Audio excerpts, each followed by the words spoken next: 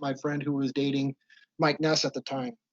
And in 1984, November 14th in 1984, there was a show at the Olympic Auditorium that was Public Image, Social Distortion, and a couple other bands. And I went to that show with my friend and with Mike Ness. Of course, they went backstage, and I was out enjoying the show.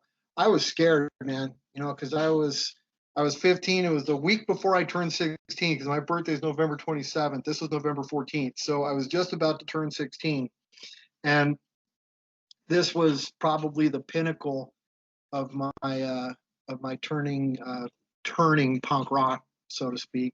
Yeah. And so I was at this show just having a blast, but I was really kind of scared because there was a lot of older people around me, I don't know if you've ever been to the Olympic Auditorium, but it holds thousands.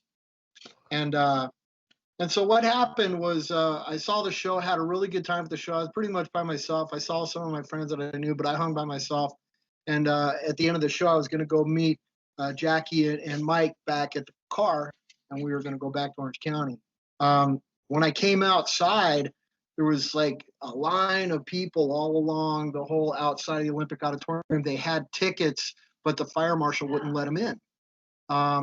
They didn't like punk rockers back then, so the cops called the fire marshal and told him to shut it down. There was too many people in there doing crazy shit, so they didn't let these people in. So the show happened. We go outside, and you have all these, like 1,000 angry punk rockers that had tickets, and they wouldn't let them in.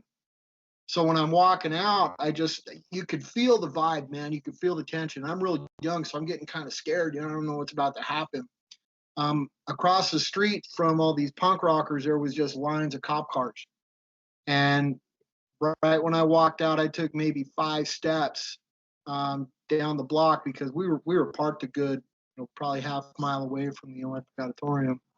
And I saw the first bottle fly. And I was like, whoa, it tripped me out. And then just a barrage of bottles just started flying at these cops, and this whole line of punk rockers, just hundreds of them, ran across the street. And I'm standing here for about 3 minutes watching them, and they tilt this cop car over, and then somebody starts a fire with the jacket and throws this flaming jacket on top of this car, and it was a riot.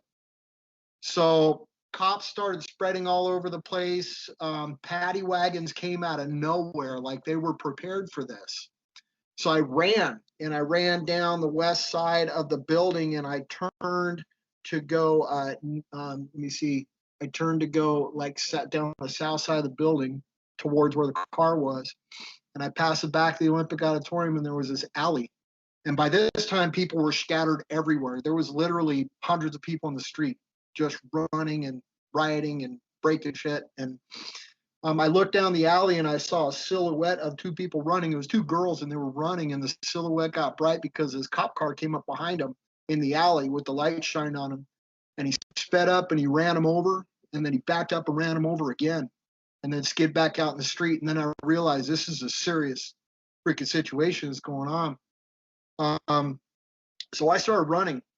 I ran to where the car was, and it seemed like I was running forever. And I put my hands on the car, and I'm trying to catch my breath, and I hear this voice behind me say, "Get down on the fucking ground, get on your face, get on your face, get on the ground." And I didn't know they were talking to me, but I turned around, and it was this cop that was talking to me. And right when I turned around, he hit me in the head with a club, and everything just kind of went black.